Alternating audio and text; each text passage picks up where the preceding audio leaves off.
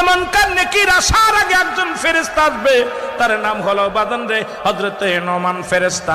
ইনি যখন আপনার কবরের ভিতরে প্রবেশ করবে, যখন আপনার মসজিদের পাশে জানাজা পড়ে কবরে যখন রাখবে, একজন ফেরেশতা চলে আসবে আপনার মসজিদের মধ্যে, নাম হলো নোমান ফেরেশতা।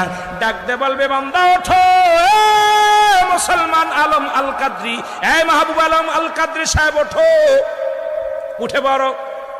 উঠাইবে রে বান্দা, উঠায়া দুইটা কাগজ তার হাতের মধ্যে থাকবে, একটা হলো নেকির কাগজ, একটা হলো বদির কাগজ। এই দুইটা কাগজ তার হাতের মধ্যে থাকবে।